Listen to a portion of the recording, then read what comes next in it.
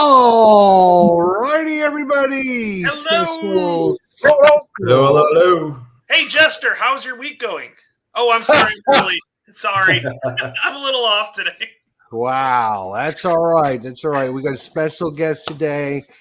Had him on last year, had a great time. So he's finally decided. We finally beat him down enough to have him come back on the show. I'm resilient. Mr. Herman Luttmann. Hey. Hello, everybody. All righty. Thanks, everyone, for coming on out. We appreciate it. We got a lot to talk about, lots to get into today. My week was great. My week was really good. Actually, as some of you know, me and Herman have been getting together on the side. I know that upsets Ruff a little bit. You two-timing pair of bullies. I know. We've been getting together on the side. We were going to play some games every week. And this week we just were chatting and talking and stuff. And so I got a lot of really good ideas bouncing back and forth. So it was just a great time just hanging out, talking like that's actually exactly like how a lot of my conventions turn out. I go to there to play games and I end up talking for 4 hours to people. So we ended up doing the same thing. Plus there was a storm going on behind me, so we weren't sure how long it was going to last. So right. Talking about storms, crikey. We had one over here Friday. So you had a named storm, right? So yeah. Well, we had two. There were two coming over, I think. Wow. So I forget what it was, Eugene or something it was called. But yeah, it was pretty dire. So anyway, sorry. I'd like to study the weather one of these days to figure out if that's the same front that went through us and it goes across the Atlantic and then hits you or something. I don't know. Right. Don't ask me. Don't ask me. So I had a pretty good week. No, I don't think I got anything new in this week. I do have some stuff ordered. Herman knows. I emailed him the other day and I'm like, all I did at work today was get on the internet and shop. He's a sodommy for that. Between you and my friend Harvey texts me and he goes, there's 12 boxes on my doorstep and some of them are triples. He forgets when he orders stuff and orders like 3 of them, So. Oh no.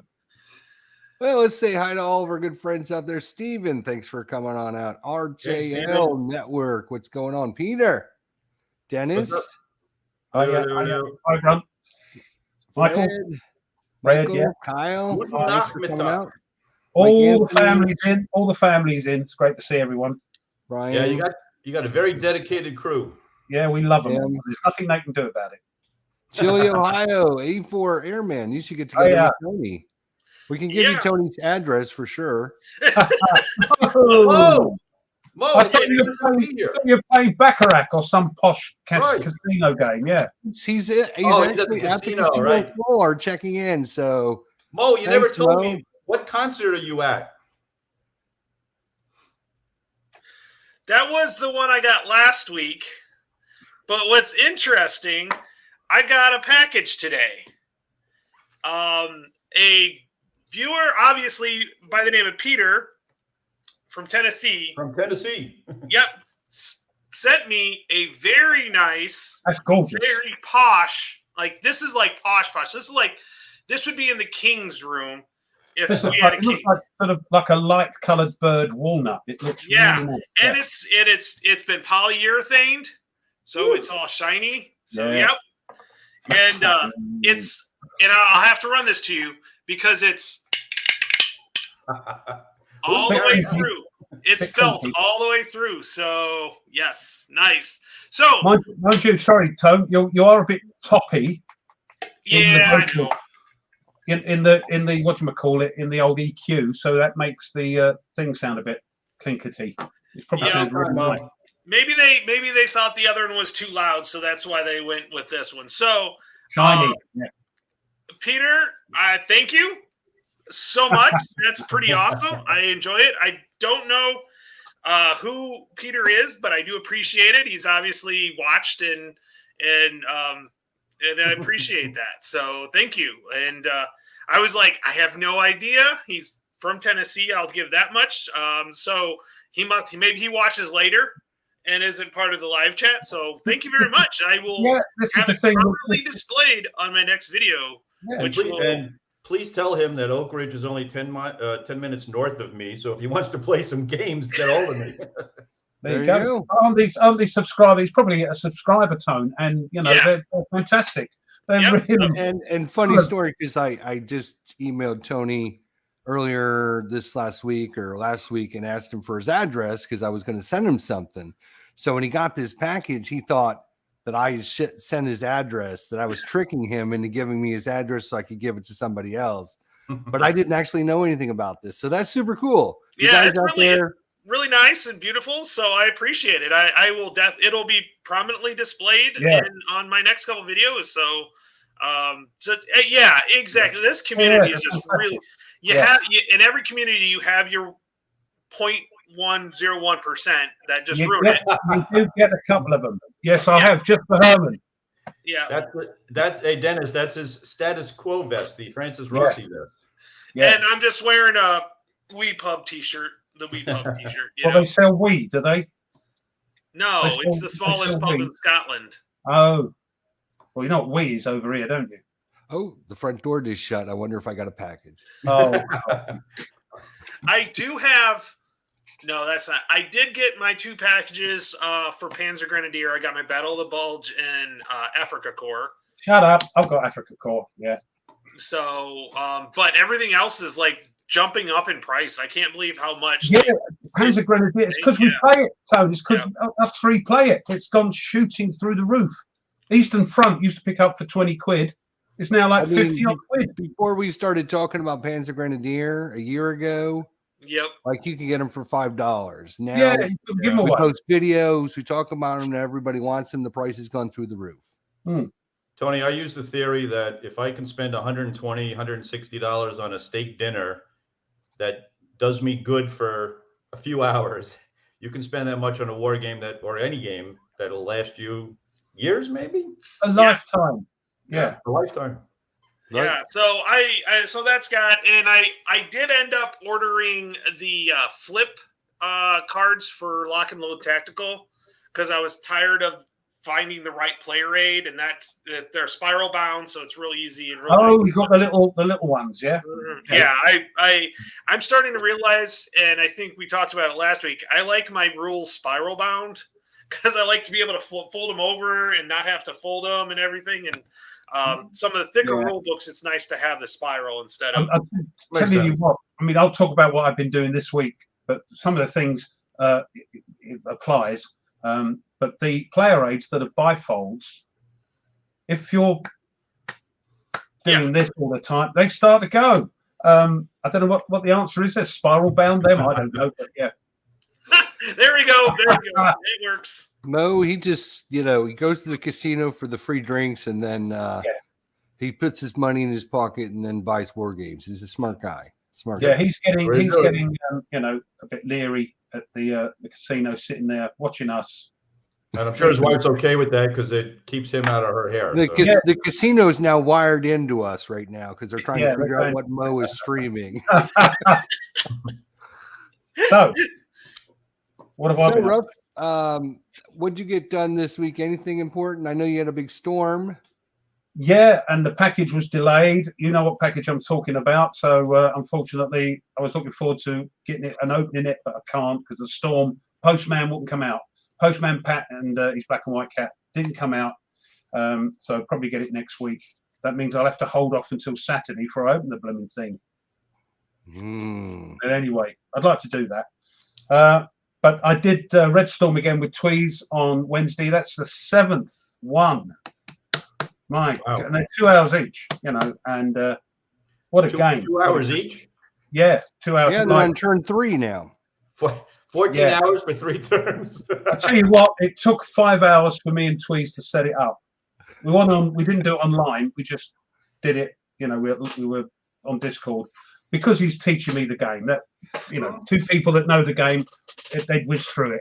He's teaching me the game, so I've done that and finally got out my next video, Panzer. That was awesome, by the way. I tell you what, I'm glad I've done this. I'm making mistakes, and when I edited the video, I picked up a few and I put it in. I should have done this, and a couple of people have put, this is this. So the next one I'm starting to record will now have the updated info, and I'm learning the game with the help of everybody out there. It's wonderful. And I really enjoyed it, and it's been really popular. It's getting on for 700 views. I only put it on yesterday. Wow. Bonkers. Good for you. People like it. So you're updating the rules as the videos go, basically. What I'll do, if I make a mistake and when I edit it and I say, oh, crikey, that's a mistake, I'll put a little bit of text and say, I shouldn't have done that, you silly boy. I'll put it right next time or something like that. A couple I missed. But yeah, I think nothing's much happened yet. So I'm glad of getting the rules down. But yeah, it's a cracking game. And I'm glad I picked that. Next thing I might do, because I've got the room and it doesn't need. Yeah, thank you. It's a great game. It's a great game. Because it doesn't need a piece of perspex, I thought I want something small. So I think next thing I'll have a look at is and there's the board. That's Panzer Grenadier. That's Airborne. I know that one. That's Don't do the Panzer first Grenadier. scenario. Don't do the first. Please don't do the first scenario. No, we'll do the second one. He's not doing it. Come on. How many times has he done this to us? He's just teasing. I have done a playthrough of Panzer Grenadier. So anyway, that's and then what I'm going to do then, what I think is a good idea is instead of trundling through the 10 games, I've looked at the list and I thought, crikey, they're mainly World War II. So I'm going to have a break. So I might do some geezer did a game. I got the print and play version of it. And I hear through the grapevine there's some news about these sort of games, but he's a very unknown designer. Yes, it's that one. It's my print and play version. Yeah, I don't know if you can see that. You won't know this one, Herman. You won't know. He's a very sort of under the radar sort of. That was the game that I designed on a dare by Jeff McAleer. Yeah, and I've got the print and play version, and I've printed them and got the counters ready. So what I might do before I do one of the 10 again is play something to a sort of clear the palate, so to speak. Exactly. Well, you're making good progress. Bouche. Yes, that's the word. I couldn't think of the posh French phrase. And the last thing I did is I watched a film I hadn't seen for many years. And it's one of those films you used to watch as a kid on a Sunday afternoon, and war film, and it's Sink the Bismarck. That's a great movie. It's great. I didn't realise Kenneth Moore playing Captain Shepherd, the British Admiralty Chief of Operations, whose job was to get the Bismarck, and it's a blooming good film. I mean, check it out if you've seen it. I also watched it a lot when I was a kid. It was on the weekends a lot. Yeah, Sunday afternoon film. Every time it was on. Yeah, Ice Cold and Alex and all that sort of nonsense. Great stuff. But this is a really good film. And what I was impressed with is that right at the end, there's a scene where they sink the Bismarck. And instead of jumping up and punching the air and glee, they all went quiet. Right. And I thought, the ship's gone down and men have lost their lives. And it was the same back at the operations place. So that was very poignant. I thought that was very well done. A very sophisticated take for a movie that was done in the 60s. 1960, yeah.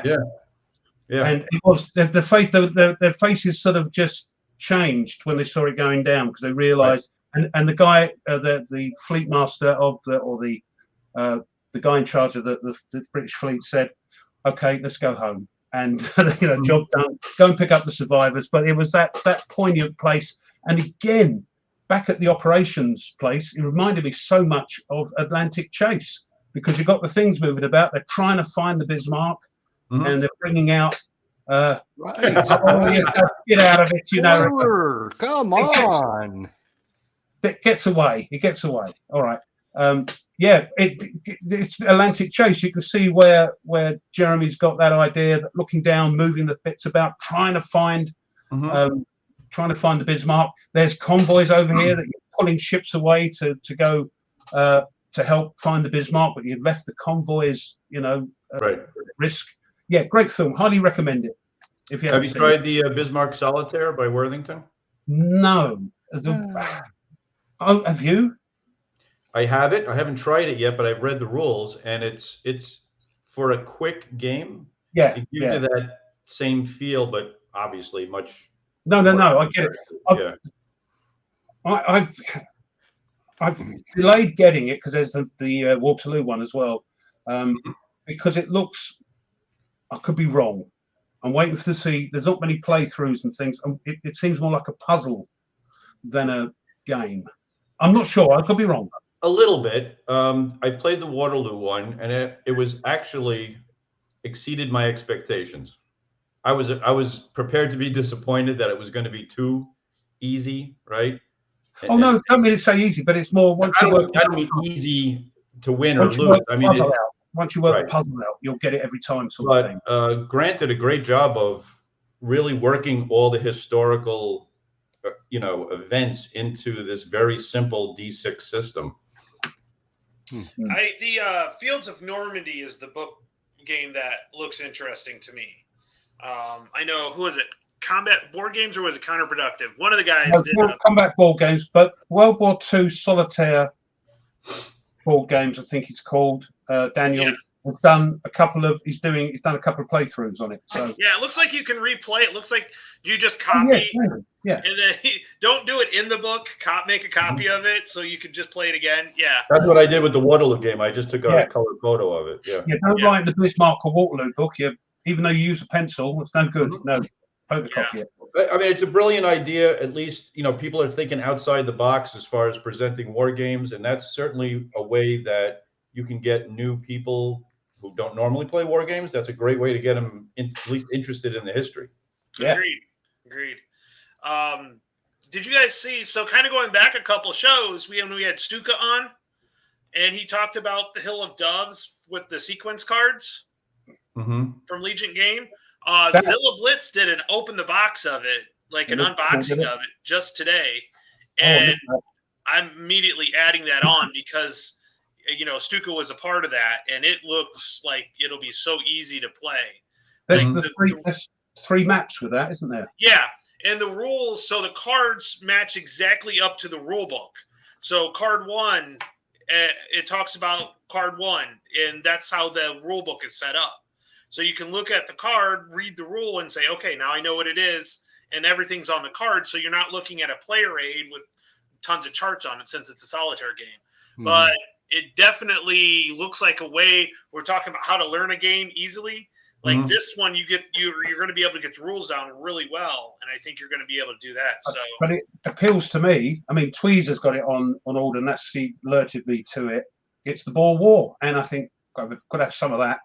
It's the first Boer War. Hill of Doves is the game, Cole. Hill of Doves, by Legion War Games. Yeah, so, the production's fantastic. It looks great. I'm waiting for it to come over. It reminds me of like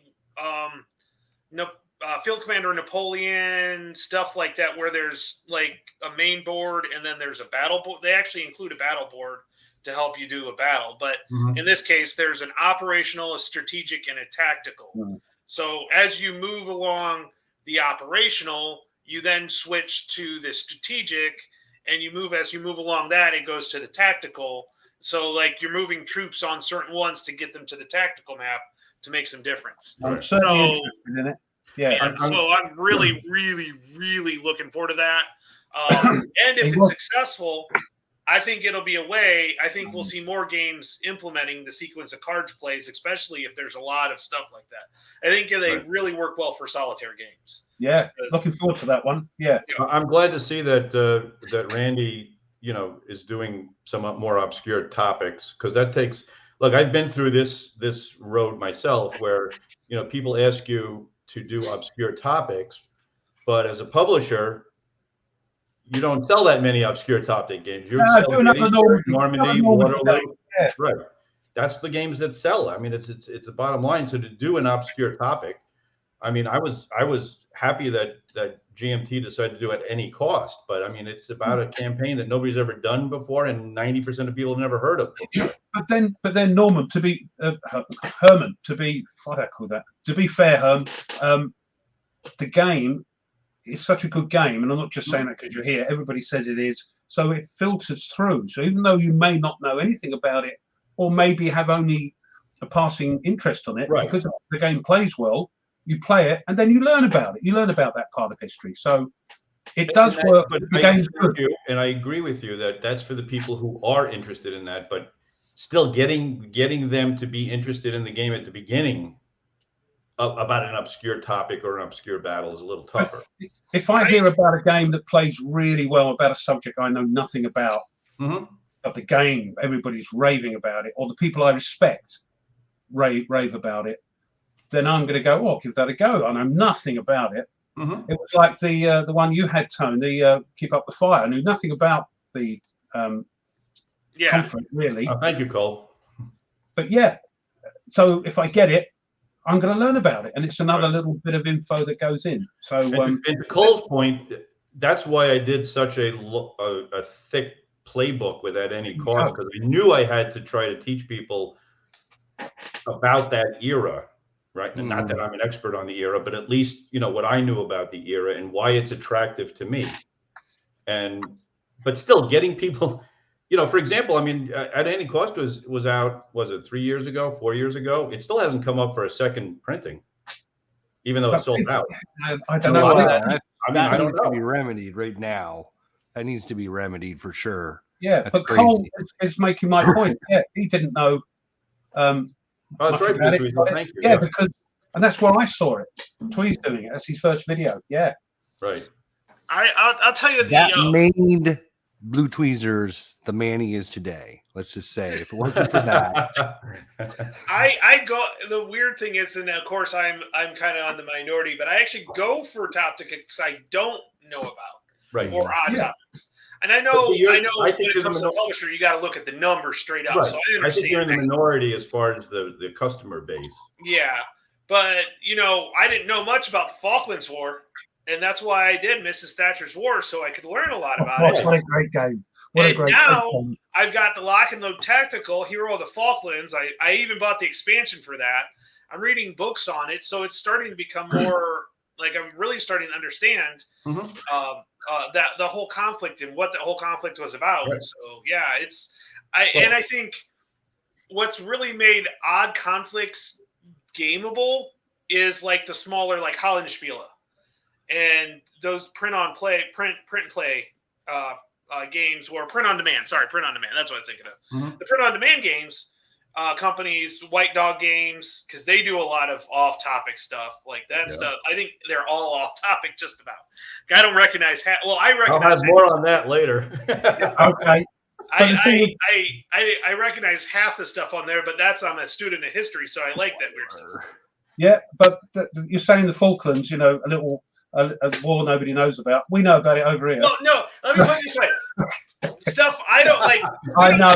In my history books, literally, there is nothing mentioned in the world history books. Of course, not in the American history books either.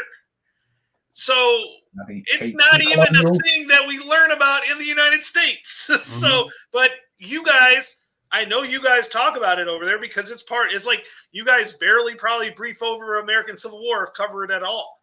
Right. Because it wasn't it wasn't in your sphere. Sure, we'll do the American War of Independence because we nearly won, and we would have, nearly. Okay, that's blasphemy right there. That is blasphemy. But yeah, well, it's interesting, Ruff. I actually ordered from White Dog Games In the Name of Justice, which is about the Battle of Lewis. Yes. WWES. And the reason I got it is because I knew zero about this battle. I think it's pronounced Lewis. It looks so cool, right? Yeah. It is a great looking game. So I went and got it just for that reason. But that's the other thing, isn't it? It looks great. You think, I don't know anything about it, but God, it looks lovely. I'm going to get it and maybe learn something. Yeah. Michael's right. Michael's right on here. Yeah. For some people, that are in the area, they know a lot about it. I mean, Herman's lived in Tennessee now for a little while. You probably know a lot about the Civil War battles down there now because they talk about them. They're more prevalent. Gettysburg, it's in Germany, isn't it? Oh, yeah, good point. Well, I mean, to his point, the Battle of Sedan in 1870 you could consider that one of the key battles of history. people will argue that led to World War I, because that's where French Emperor Napoleon III surrendered, and the French Empire fell. And from that point on, you could say that whole thing triggered World War I and World War II and everything. But who knows about the Battle of Sedan? Nobody really knows much about the details of it. Yeah. Oh, not here, I'm saying, And another to the point, it's funny because the first Blind Swords game I did was this first Civil War one I did is Stonewall Sword.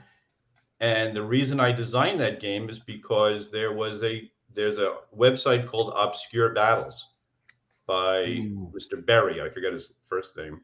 And I read his article. I never heard of the battle. I've heard of the Battle of Cedar Mountain. I knew nothing about it until I read his article. And I said, oh my God, this would make a great game. And that's an American Civil War. No, yes. wait. And Banks, who was the Union general, who was a pretty bad general, was actually outnumbered by the great Stonewall Jackson and almost pulled off a victory. So you're like, wow, how is that possible? So then when you read the details, you go, all right, well, this would make a great game because we had stupid generals. That's why. Yeah, you did. Well, what was the one that Lincoln had went into one of his famous stupors at that time. So, so that's a great thing to incorporate into a game. So that's the whole reason I did Stonewall Sword. And the reason it's called Stonewall Sword, for those who don't know, is that Stonewall actually took out his sword, but it had been so long since he actually drew his sword in battle that it was rusted into his. Oh my God, I did not know that. And he had to pull the whole thing out, Great. And just the handle comes everything. The handle. Oh, yeah. Carl, there are some English Civil War games, I believe. There's GMT are doing one that's on the P500 at the moment, I believe. English Civil War. I think he's being sarcastic, Ruff. I think. Is he? Then I didn't get that. Sorry, Carl, if you're being sarky. I thought that was a genuine question. Those responses about as appropriate as we would get over here. Oh, there was a Civil War in England.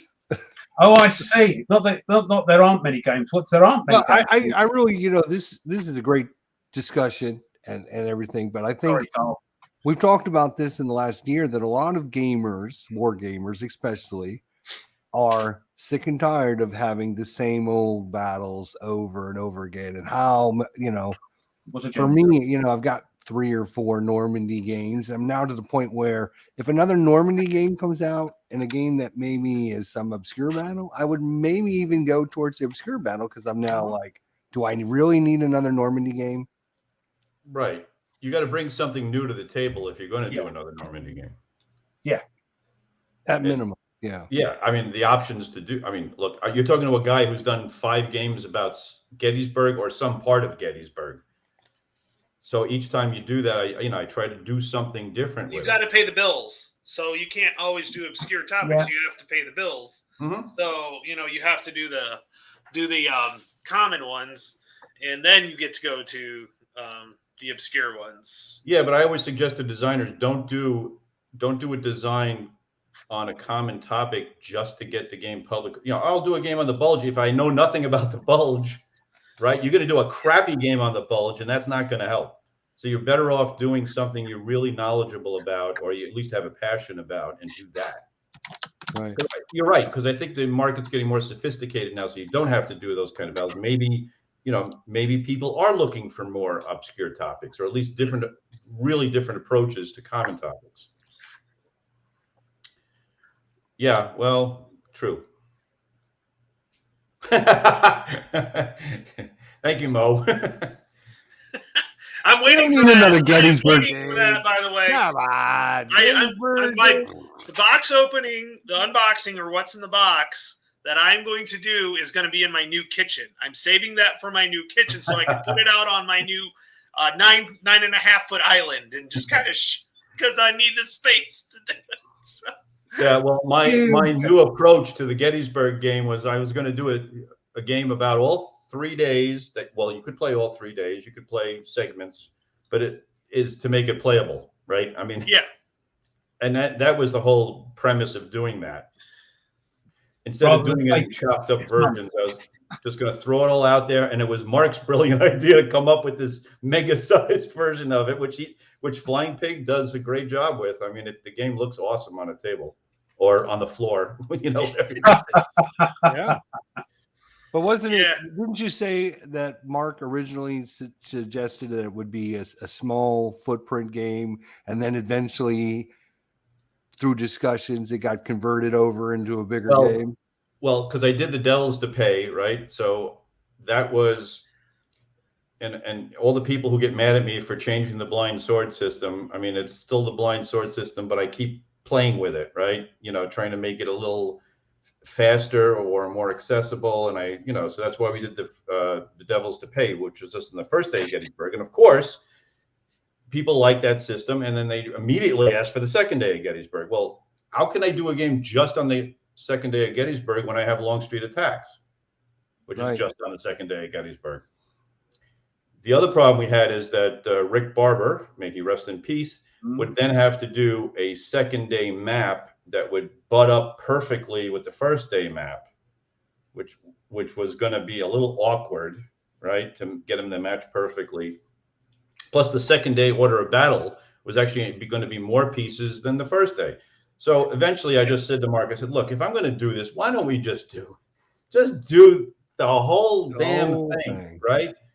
And so we did that, and then it was Mark's idea, of course, because when Flying Pig does stuff, they do Old School Tactical and Armageddon War, and all those games are those big, huge counters and huge maps and all that. So I just made sure that I did enough scenarios so 9 out of the, 13 scenarios? 9 out of the 13 scenarios only use one map or a portion of one map. That's the one thing about Gettysburg, though. You can easily segment it into different things, different. And Tony, that's exactly right. That's exactly why I have 5 games on Gettysburg, is because my very first game was Gettysburg, was the wheat field. So all I did was just the wheat field. Yeah. If you read the history of the wheat field, it's fascinating. This tiny area had 20 brigades go through it at some point in time. Wow. It's unbelievable. And when you stand there, I actually went there after I designed the game. I stood there and I go, I can't believe how small this place is. So that was a really fast. So the idea of the Gettysburg, like you said, is that there's so many iconic events there that you can break it down into these interesting little games.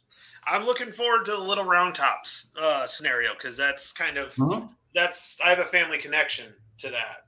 So do you? My their great-great-grandfather served in the 44th New York, which was right next to the 183rd Pennsylvania. Yep. Which was next to the 20th Maine. So they were right on the end there. Yep. So he survived Gettysburg. The 44th New York was sent over there. I think it's a separate unit, I think, if I remember correctly. Yeah. Yeah. Interesting. Yeah. So I always like to play the Little Round Tops whenever I get those battles, so I could just say, oh, there's my, there's my family unit. And I think that's one of the great things that fascinates me about, Gettysburg in particular, but a lot of battles, is that these small events, these small oddities change the entire history of a battle. They twist a battle a certain way, and it's the smallest thing. It's orders wrapped around a cigar at Antietam, or it's Chamberlain holding on Little Round Top, or it's them the Union Green holding at Culp's Hill. It was one brigade on Culp's Hill when the Confederates attacked, and they had no idea. That was the whole right flank of the Union Army. It's just fascinating how history can be altered by the tiniest thing. And somebody asked, and I can't remember who it was, asked if I got The War for America, the new Compass game by Gilbert Collins, and yes, I am. I have that the American Revolution one. Yeah, I have that pre-ordered because it looks different. The one the British lost, that one. Yeah. Watch it. I am of the belief that the British should not have lost. No, you should. There's humility, or not humility. There's hubris that lost them the war. Yeah.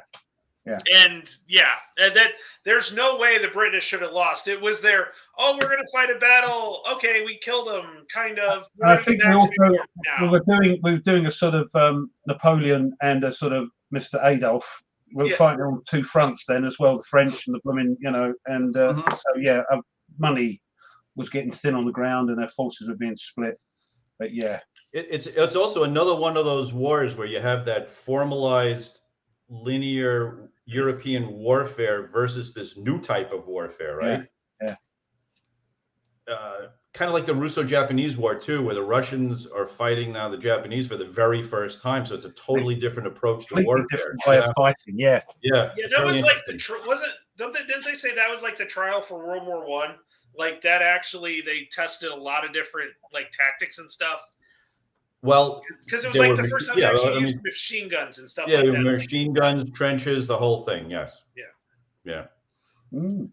Yeah, because that's Yeah, the Battle of Mukden is another one of my bucket list battles to do. We didn't lose. We just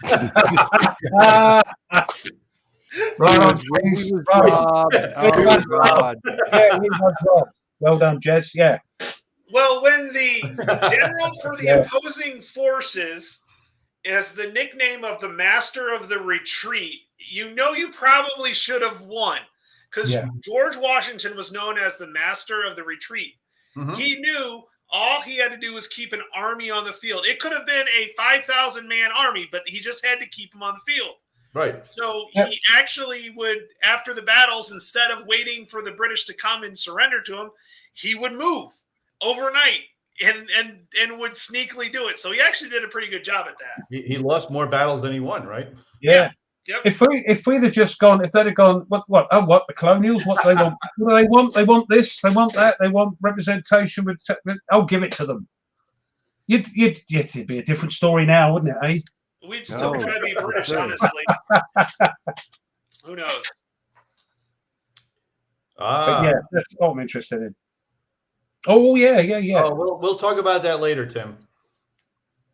Okay, I'm making a list of all the things we're going to talk about later to make sure we got like 12 things we're going to talk about later, but spoiler alert coming up. We don't want to give out too much news. We'll see what happens. We'll see how drunk Herman gets. No, I'm fine. I have my limit. By the way, so Dan always has his whole thing now.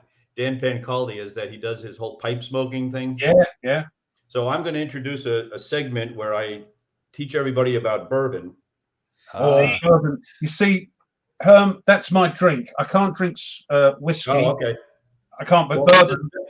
This is Bell Mead bourbon from Nashville. You can't get this over here. You'll have to send me a crate. Bourbon? Yes, but you can get bourbon. Yeah. Yeah. You know what I'm talking about. 2 or 3, 4 possible types of. Right.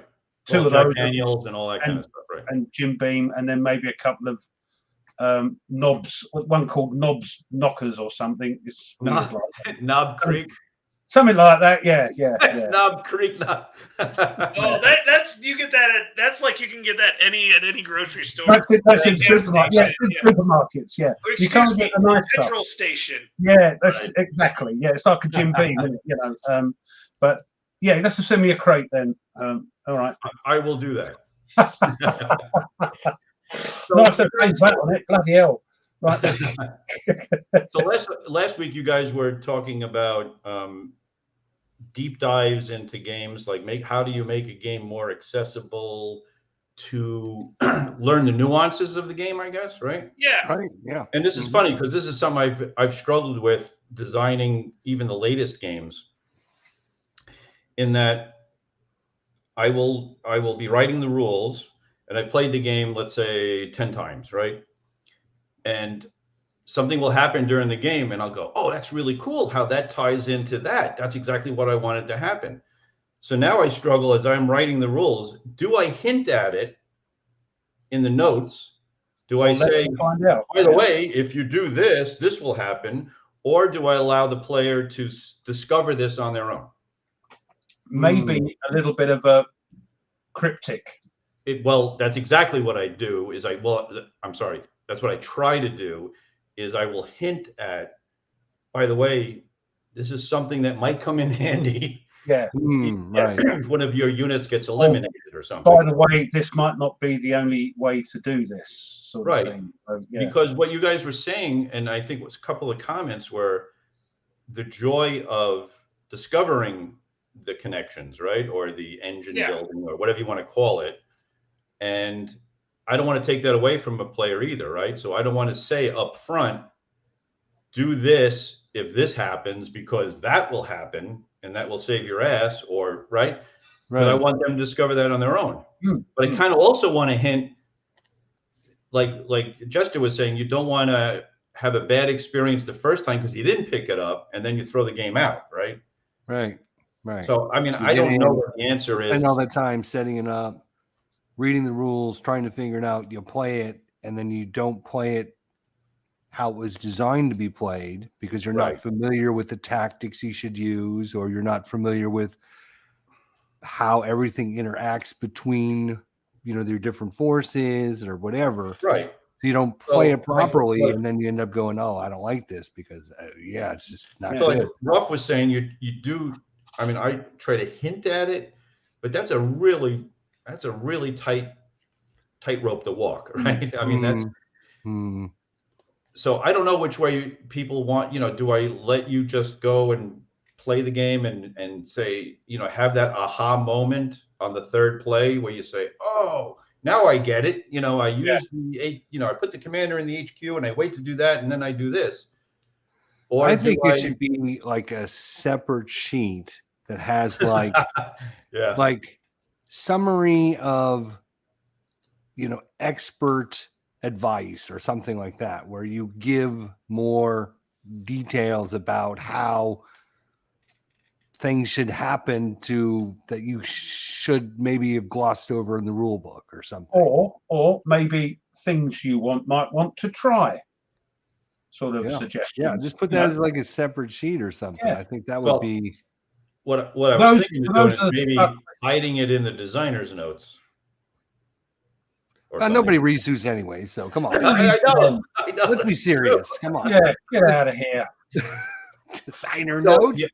So the other problem I have as a designer, and maybe people can answer this question too, is that so I like to advertise the fact that I'm designing a game and it's only 12 pages of rules, right?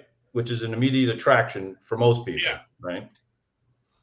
The problem is most 12-page rulebook games also come with 8 pages of errata or explanations later on, right? So what I do, for example, one of the games we're going to talk about, Vultures Lead the Way, which is a White Dog game I'm doing. It started off as 10 pages of rules, but then by the time I like to do indentated notes or examples or historical background, things like anything to break the eye of the wall of text. Right. I'm sure Mike Butterjelly. Even though it's gone into the mainstream thing now that you're. I'm sure that he will agree that you want to break the reader's eye, right? You just don't want black and white wall of text, right? You want illustrations, you want inserts in different colors and comments and things like that. But the problem is then, guess what? Now my rule book's 20 pages. Yeah. So and they want a larger font, so now it's 50 pages. Right. So then the complaint comes in. Oh, it's got a 50-page rule book. I can't. It's too much, right? And it's not 50 pages of rules. It's 12 pages of rules and maybe another 5, 6, 7, 8 pages of illustrations, examples, notations, funny comments. Yeah, I love that, and we got that in Mrs. Thatcher's War, didn't we, Tony? With telling us little snippets and bits and pieces, and a lot of games do that. Historical note here, so and so did this because, and you go, right, okay, yeah, that's great stuff. So I'm the same way. I like to justify something. If a rule seems kind of weird or odd, I like to put a justification right under it. Yeah, why they did it. This is not an error. This is the way I meant it to be. This is why this is in the rules. Right. This is intentional to do this. Because so and so blah blah blah did. So you're trying to balance this, making a functional, fun rule book without making it bloated, because people will go, "Oh my God, it's a 40-page rule book." That's exactly. And I always I know this is going to sound like but I remember Tom Vassell reviewing In Magnificent Style, which I was first of all honored that he would actually review a freaking war game, right? Which he I'll didn't do like. nothing. By the way, he didn't like it, but he complained about the size of the rule book, right? And I'm like, well, there's not really that many rules in Magnificent Style. Most of it is commentary or examples. Herman, let me come in there if I may, because he's a board gamer, not a war gamer. Right. Basically. No, I understand that. And I remember watching a video, and I think I mentioned this before, on a board gamer opening the box on Space Empires. Yes. And he was bemoaning the fact that it had 20 pages of rules. Right. Exactly. Right. 18 pages, whatever it is. He was bemoaning that. So yeah, I can understand Tom going, what? If it's over 5 pages of rules. Right. And again, you know, as a war game designer, you still, I mean, I'm sure all the war game designers out there are going to say, like, well, we would like to break into the mainstream at some point, right? You know, you want to design that game that maybe other people are playing besides hardcore war gamers, right? It's hard, though, as I just said, you know, when you get commentary like that and you're just trying to do your best with the game, it's not really that complex a game, but you also like to explain things. So now all of a sudden you're at 20 pages and that's what they see. They see 20 pages of rules. If a rule book is... you want to know how to fix this, I'm going to teach you how to fix this right here. All right. Go ahead. Here, this is coming from the brilliant mind now. We know that. You take the rules. That's a right? given. You take the rules. Yeah. Well, and you put those on 2 sheets of paper, right? And then everything else you put into your playbook. And so that you can say, this war game only has 2 pages of rules. You just take everything, all that extra stuff, and put it in the playbook, and then say, read these rules, right? So it's just 2 pages or 5 pages of rules, and then everything else you put in the playbook. You then say, my game only has 5 pages of rules or 10 pages of rules. It's interesting you say that, because there's a game that we're going to talk about later that I was determined to get the base rule book down to 12 pages. All right. So the way I got around that is that the rule book is 12 pages, and I saved all the examples for the game module rule book, right? The rule book that goes with the game. Yeah. You use examples and you use the illustrations from that game, right? So a lot of the core rule books on these series games will have examples of play, and they'll say, well, you might not have this game, but this is the example, right? Yeah, we know that one. Yeah. Last 100 yards, but anyway, yeah. So that is cheating, but at least you can say, well, the core rules are 12 pages, and in the in the module rule book, we're going to put all the examples in there. Right. See, I think Mo pointed it out that he does it, and I think most of us do it now when we're going through the rule books for our unboxings. We actually say, okay, there's only really like 12 pages of rules here, right? You know, to kind of point that out, because I know a lot of people that will look for the unboxings to see what's inside of it. And so if you can be as descriptive and say, hey, yeah, it's 40 pages, but only actually 12 pages of rules. Right.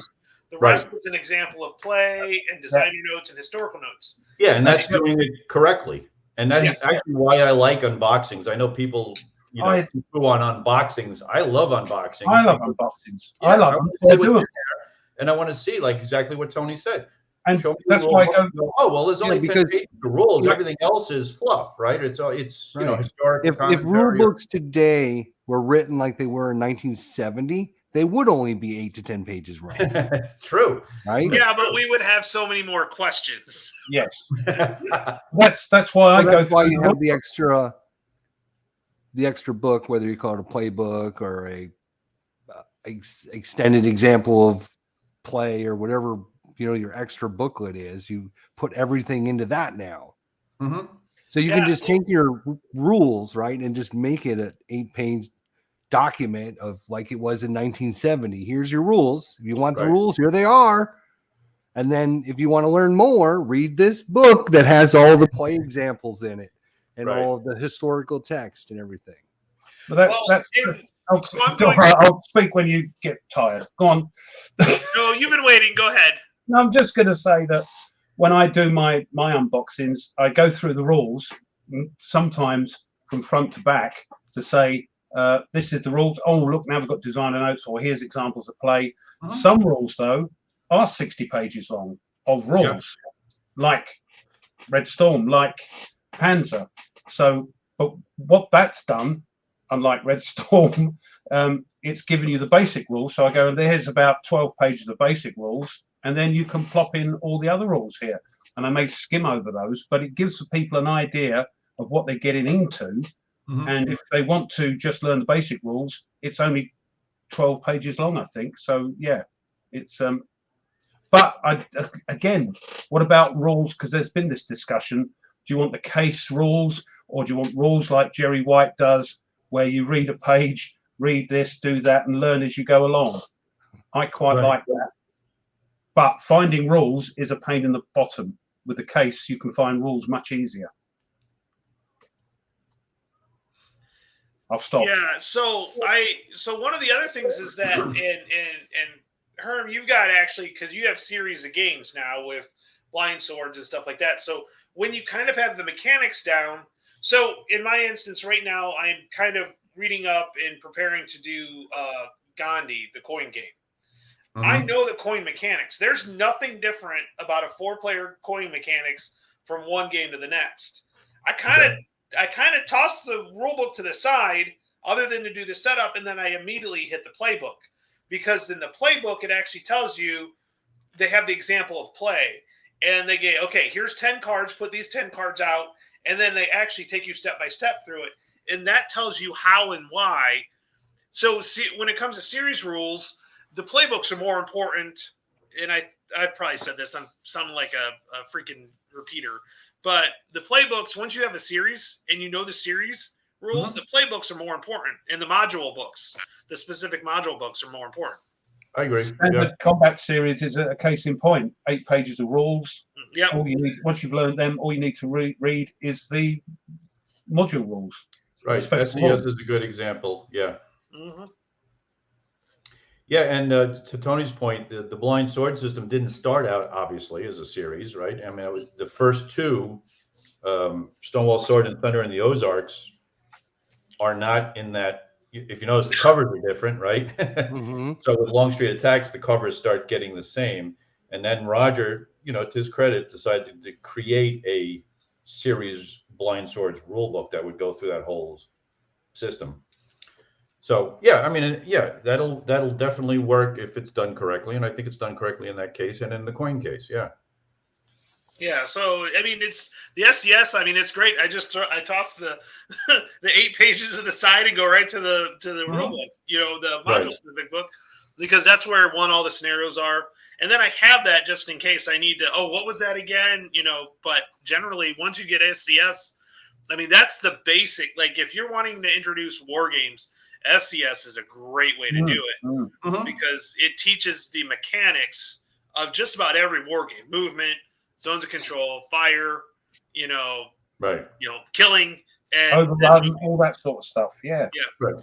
Terrain effects, everything. But yeah, I think to Mike's point, Mike Berticelli before said that about the video tutorial series. So nowadays we have all these other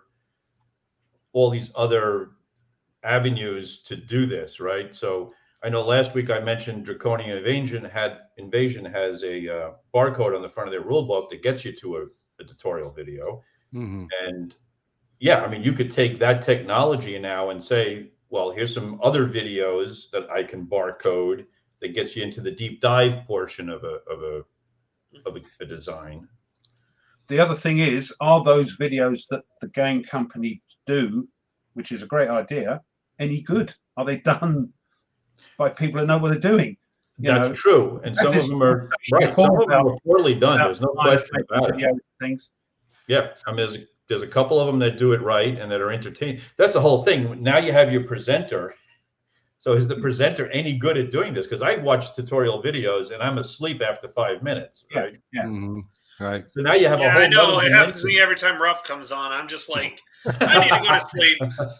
I walked into that one, didn't I? Except for Panzer. I was literally glued to the screen the whole time. Like, that Panzer game was like, I'm like, that was really good. So, but maybe companies don't do it, especially game companies, because their budgets and they're very, niche and all that, maybe they don't do it because we do it. Maybe, yeah. Yeah. Well, Absolutely. Bob FNAF, who's the Fortress Games, who did the Save Yes, I mean, Afghanistan, that Huh? whole area. He's actually done. So he did videos for these new games, and now they were so popular. He's like, well, because these were so popular, I've gone back and done the 20th and the 8th Air Force tutorials as well. And I mean, it really, I think it makes the game so much easier to learn. You can follow along with the rule book. Oh, okay. And then you can add in a little bit of the why, the deeper stuff. Right. When you're doing, I mean, it does just get it. You don't have to like spell it out, but do a little bit more of it's more of the hints, like this is important. Yes. To understand why you want to do this. Yeah. It's got a big bullet point in its underline. What's that? I said it's got a big bullet point in its underline. You might want to pay attention. Right. But it's an interesting aspect to our hobby now that the entertainment value of the hobby now comes up in the videos, let's say, right? So, I mean, that's why Rodney Smith is so good at what he does, is because he's an engaging personality, right? His presentation draws you in to pay attention to what he's doing. Until he says that famous line, there's a solo module with this, but I'll let you learn that for yourself. That's true. But I guess he's only got a certain amount of time. I always wonder how many takes does it take before when he takes the box and he spins it and he catches it and it's face up, right? Right. But I mean, that's a whole entertainment aspect to the hobby now, right? So now we have a new dimension.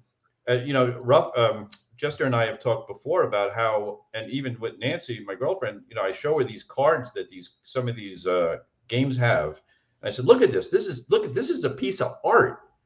So now we have people who do art and now have an opportunity to do their art in these games. So it's opened up a whole new, avenue for creative people to enter our space, right? So I mean, like Jester and I, we've, like with Sorcerer, you look at the artwork and you go, oh my God, I would hang this on my wall for crying out loud. Yeah. So it's great. It's a great thing about the board game hobby is that we presenters and artists and rules writers and all that, get to be part of it and contribute, and it gives, has more opportunities for jobs for these people. I think it's great. We're in a golden age of board gaming. There's no question about it.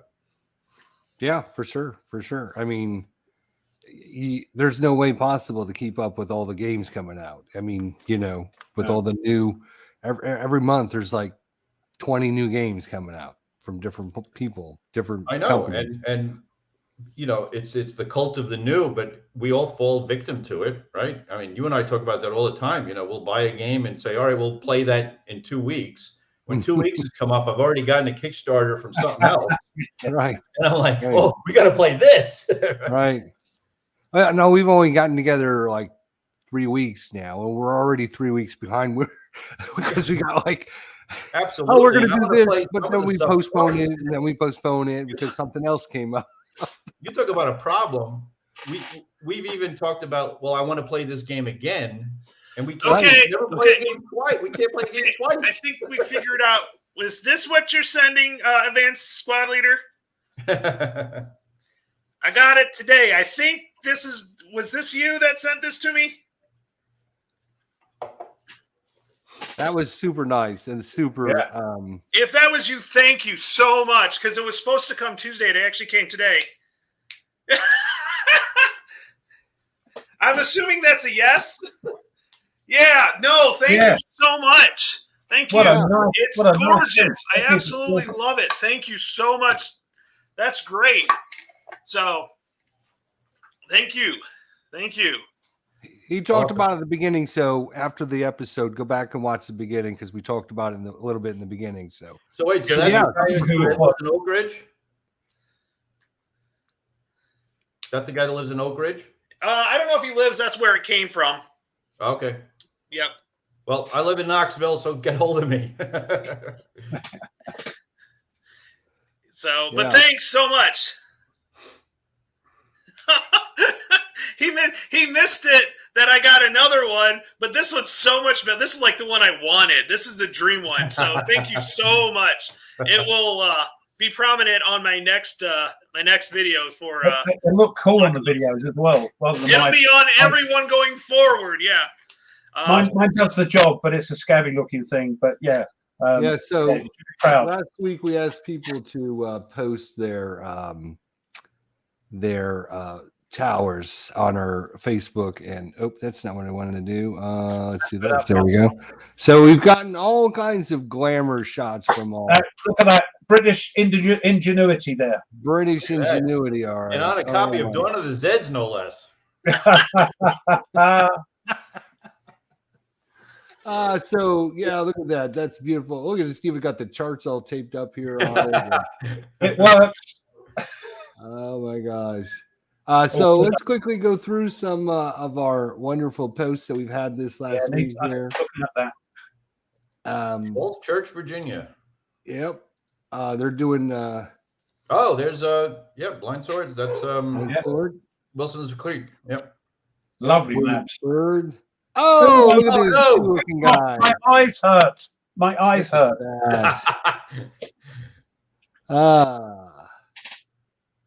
Nice game there. What is this one? Is that Bulge? It's got to be a Bulge game, but I'm trying to figure out which one it is. Which one? Dark Woods? Oh, the Deadly Woods. Deadly Woods. Right. Deadly Woods, right. Yeah. There's a nice tower there from Bill. Yeah. And then that's a Zucker game. I think this is the one of the Napoleonic Zucker games. Yeah. I thought this is really cool. Somebody posted this, and I hadn't thought of this. Taking new like sports cards, because they've got a bunch of sports card folders and stuff with them. People and, putting in the actual the planes and like your Mage Academy thing you showed me. Yeah, Mage exactly. Wars thing you showed me. Yeah. So that was kind of cool. I thought, that's kind of a cool idea, Yeah. So he's got wing leader going there. That's pretty cool. More shots. There's another dice tower. That's awesome. That looks great. Cool. What's with the pizzeria? Just called the pizzeria because it fitted in there. Wow. This is a beautiful looking game too. Good Lord. Oh, that's this one was the I can't remember what it was called. Yeah, they should put is that orange something. The Swan, is that Vento Nuovo game? Like Swan? Maybe. It looks like the game there when you post. Oh, look! It's Germany. It's Germany at the or whatever. Oh, Germany at war. Right, sorry. Germany at war. That's the kind of a cool dice tower here. It's actually a tower. That's an actual tower. Cool. Yeah. Turkish cherry. Yeah. Oh, he's got another one there. Look at that. It's almost as shiny as Tony's. I thought it was him at first, and then I looked at it. I was like, nope, it wasn't him. So. And Conflict of Heroes. Conflict of Heroes, yeah. Oh, that was Matt's anniversary gaming time. Right. Oh, right. yeah. In between going to the movie and taking his wife out to dinner, yeah. Yeah. Mm-hmm. I like to keep up on what everybody's playing, and yeah, it's cool. It's good. Really, really good. Fun stuff. And sharing with people. So, oh yeah. Admiral's War. Let's look at the counters. Shropshire. Yeah. Lots of Shropshire. counters. Not Shropshire. Oh, I'm sorry. Shropshire. Oh, hey, look at that. Oh, hey, wait a minute. I know the designer of that game. Yeah, he's not. Yeah, but he's not very nice. Yeah, he sucks though. So don't worry about it. All right. So yeah, I wanted to go through our last week of stuff that we've had from our great guys. Again, if you're not on the Cognizant World Facebook group, come on over and join. If you need the link, Ruff will put it in the chat for us. Hold on, I'll do that now. Oh, by the way, if you haven't done so already, it would be wonderful, wonderful if you would. By the way, I don't use a dice tower. I use a dice tray by a local dude. Yeah. And if you complete your I cannot 10, wait to play with this dice tower. I can't wait because it'll Behave fit my yourself. gravity dice. Behave yourself. I will. A bit funny there. So Herman, Yep. what should we talk about? Is there anything you want to talk? Is there anything you would like to talk about? Well, I talked about what your subject matter was for last week. Are we done with that one? Sure. I mean, do you have any other? There's no solution. Right. A lot of these topics we talk about, there's not going to be any solution. There's not any way to fix things. There's just ways to make it maybe better, or easier for people, or whatever. These are the obstacles that we face, and a lot of the obstacles that when we introduce things to people and say, "Hey, come play this," and they go, "Oh, hey, that looks fun," and they go to play it, but then you're like, "Oh, what do you mean I got to sit down and read 40 pages of rules? Good Lord, is this a Herman Luttmann game?" So, that's funny because I've never played monster games, honestly, for my entire life. I mean, I think the biggest game I ever played was La Bataille de Moscova, which is the La Bataille Italian level Napoleonic series. I don't know if you remember, but I used to play miniatures back in the 90s. So that was a natural board game to play because that was basically a miniatures game. Right. But since then, I've tried to, I haven't really been into the big monster type games.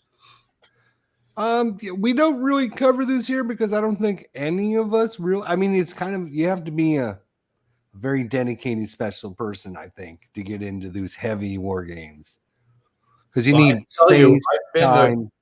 I've been at Quantum World Expo in Tempe, Arizona for a few years. And man, there are guys that stay on a table for all 7 days playing a 9-map 3,000 counter game, and they will not move from that table for all 7 days. And I'm talking about like Tempe, Arizona. So you're within driving distance of Sedona and Prescott, all these wonderful places to get some fresh air and look around. These guys are like locked for 7 days. And God bless them. But the reason we don't play monster games is we don't have many friends as well. But and the space. I haven't got the space to put Time for Trumpets up. That's not a monster game, but even the new SCS North Africa, that's a 5-mapper, isn't it? Something silly like that. Something like that, yeah. I've gotten to the point where I realize I have got about 2-hour attention span before I have to take a break. Yeah. I've gone. I forget what I'm doing. Okay, what am I doing? What game am I playing? I've done so Carthage. I've actually played 2 or 3 times. I agree with Brian. Yeah. It's and every time I do it, I'm at a convention, and I have to step back.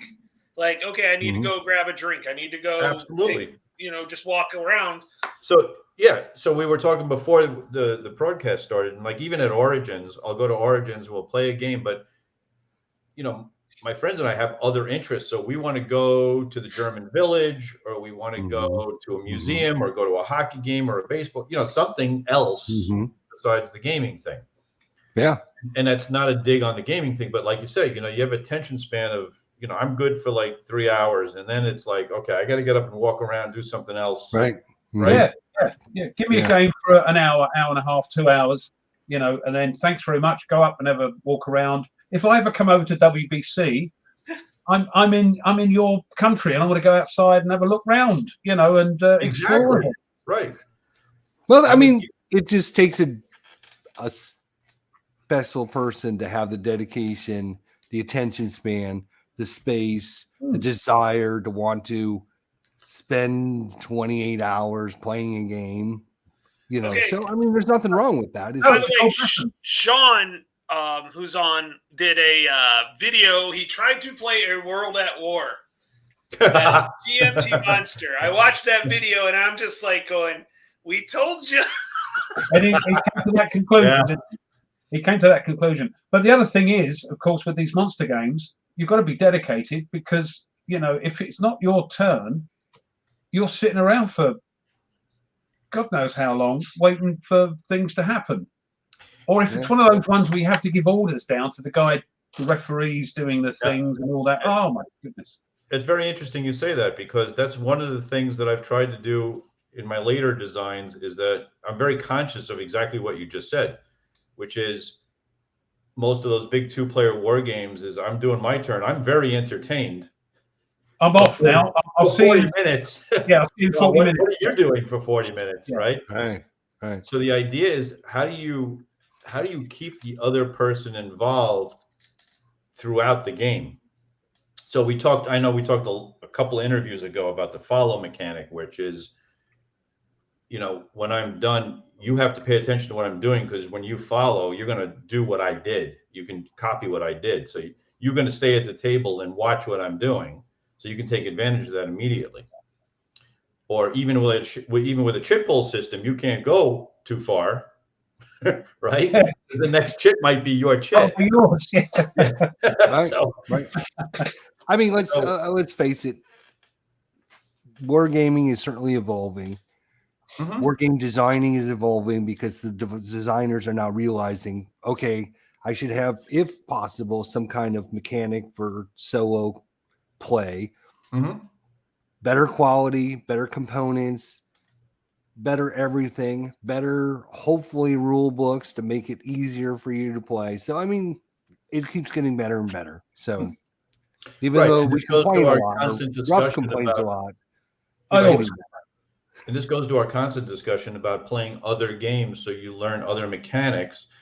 And as Jester and I have talked before, you don't have to duplicate that mechanic, but that mechanic will influence you to think a different way about something, right? Mhm. So you see an avenue for a war game that maybe you didn't see before. So you're not duplicating that mechanic, but you're taking the essence of what it does and say, well, okay, well, I can bend that a little bit and do this in a war game. And you know, we mentioned Conan the other day. There's a game called Conan. It's called Conan the Conqueror now, that I don't even own. I've just watched the playthrough videos, and I saw them use a mechanic, and I go, oh my God, that's brilliant, right?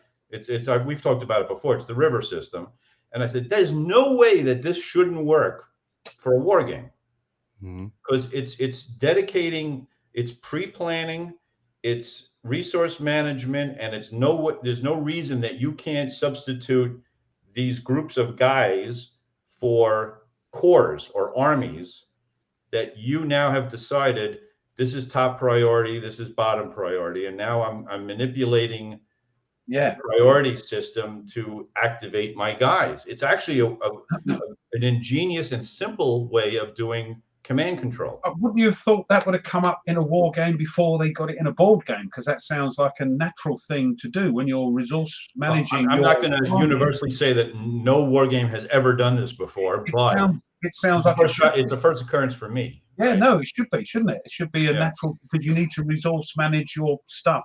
This needs to go first. It's right. important. Aren't command right? Command is basically resource management. It's like you know, where are the artillery shells going?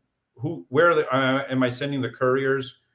Right. Yeah, I need to get. Where am I sending the food first? Yeah, right. So, playing these other games, or even watching these other games played, in the case of Conan, at least gets you thinking in different. Right. You know, you get away from the locking Zoc, CRT odds, you know, and you open up your mind a little bit to, well, let's try this to get a little bit more interaction, or at least a different dynamic. I mean, you always strive, or at least I try to strive to do games that are more accessible with a simple, clever mechanic, right? So like, you know, Jester and I have talked about how Aeon's End has one simple, clever mechanic, which is when I discard my cards, I don't shuffle my deck. The order I discard them in, I simply take that discard pile and flip it over, and now it's my draw pile. So the order that you discard them in is very, very important. You have to think about it. Yeah. So that's a simple mechanic. That's a That's a 1 or 2 sentence rule that changes the whole game. And that could be It's a thing in not the 10 war more games. pages of rules of mechanics. It's one simple thing Now, that can yeah, for a change the war game, dynamic of an entire game. you could think, yeah, I'm gonna have to do this first, so I'm gonna make sure I put that down first. So when I Right. turn it over, that's going to be the Exactly. first card. Are there any games apart from your own that you think have utilized rules and mechanics from board games into war Well, games? Obviously, the first person that comes to mind is David Thompson, yeah, right? I mean, he's well, him and Cole Whirl with Root, but I mean, David's breached into the mainstream. I mean, he's got Rodney Smith doing his games, for crying out loud. I mean, those are war games. I mean, those are war games. I mean, people will argue back and forth whether they're war games or not, but they are, right? Yeah. And he's taken the deck building mechanic in Undaunted and turned it into a war themed deck building mechanic, and it's crossed over. There's no denying it's crossed over, and there's nothing wrong with that. And it's a great way to get peeps into our absolutely. If 3% of the people that play Undaunted say, "Boy, this is kind of interesting, this World War II stuff. Maybe I should go explore a GMT game or a Legion game or a Flying Pig game," that's great. Yeah. So he's done it. Obviously, Volko with the I guess Coin. You can argue that Coin is a Euro war game, right? Yeah. Oh yeah, for sure. Yeah. Dead on. I mean, It's a Euro war game. I'll be honest. So to this day, I've never played a Coin game, and Jester's trying to teach it to me, and he did he said, "Oh, well, check my video out," and I watched the video, and I'm like, I am just bombarded with cubes of different shapes and different colors, and I'm like intimidated right away. But that's the way my brain, it's just certain mechanics just do things to certain brains, right? You either jive with them or you don't jive with them. And thank goodness for that. Otherwise, we'd all be, we'd be all playing the same game. Yeah. So who else? David Thompson also does obscure battles, which is fantastic. But anybody else that you feel has brought stuff in from outside the board game world into war games? Well, I think Mark Herman's dabbled a couple designs in that direction. I told you, Volko, obviously. Speaking of Herman, what do you think of Churchill? Because that's coming up on the P500 reprint. Have you ever played Churchill? I have not. Oh, okay. Well, and that's not because I don't want to. It's because, again, it's who do I have around here now to play with? I think it's a bit like Versailles. It is solo. You can play it solo. Can you? I didn't even know that. Yeah. All right. 1 to 3. So you're right. Versailles 1919. Yeah, you have to have. That actually would be more interesting for me personally. That's a more interesting topic. That's a great game, but you have to have 4 people. Oh, okay. So you can play solo. No, you can play solo. You can play 2 or 3 or 4. It is what we're saying is it's best played with 4. That's what we're saying. Yeah. Get the most out of it. We're going to get to questions in a little bit, but we want to talk to Herman about the year of 2022. Oh my God! Yes. What do you think the year is going to be like, 2022, Herman? Pretty boring, I bet. Not much going on. All I know is I'm glad I'm retired now. That's all I got to say. So, yeah, a lot of stuff is piled up because of the pandemic, right? Things that were supposed to be released haven't gotten released. And then I've actually gotten, you'll find this interesting, Dean, I've actually had a couple of European companies contact me to do things for them. Can you say who they are? No. Oh! Neither one, by the way. Not yet. All right. But, all right. Yeah. Maybe soon. Okay. So, I have a lot of projects. I was joking with Jester. I said I might beat Joe Miranda's record for published war games in 1 year. Quite a lot. It's a lot. Are you? I'm not going to. Are there going to be any non-war games? Yes. Plum Island Horror. It's coming out this year, Herman. Tell me it is. Tell me. Yeah, because it's on my 10 list to play. It's on my 10 too. And if I don't Yeah. get my 10, I don't get a free So, game from The Jess. story with Plum Island Horrors, it went through its play testing. It went through 2 sessions of play testing. We got it down. Everybody likes it. And it's sitting in the queue for art at GMT. And that means So My I'm gonna original. say no. you better be, because it's on my list. It's on your list, Tony? Nope. Oh, Yeah, That's the I not nice. original. chose all released games. That's not Already nice. released games. That's okay. That's So fine. we're still we still got plenty of time. It'll move up the Yeah. queue. I have a feeling it's been well received. So hopefully GMT will. Yeah, we're up to 910 pre-orders so far, and honestly, to me, that's a very positive sign because we haven't even. There's no final art for it yet. Right. So Right. I'm hoping that once people see the artwork and the what it's going to look like, more orders will come in before. People have bought it because it's got your name on it. Yeah, they don't care they know it's going to look good, but it's got your name on it. And I don't know if it's my name or I Yeah. wrote a lot of articles about how it plays, so hopefully that influenced a lot of people. It's just look, you do these serious war games, and I'm sure Mike, if he's still there, can attest to this. You do these serious war games, and they take up a year of your time. So when I was doing A Most Fearful Sacrifice for a year and change, I was sitting here with books all over. And Gettysburg, you can say what you want. Gettysburg, people come out of the womb knowing about Gettysburg. Okay. Yeah. There's nerds out there. Yeah. So you got to know what's going on. You got to get everything right because there's going to be somebody out there that knows that a certain battery wasn't at a certain place at a certain time. Yeah. So I'm sitting here with all these books spread out and trying to nail down everything. Now, the dirty little secret about war games, just between us. Nobody's listening. No.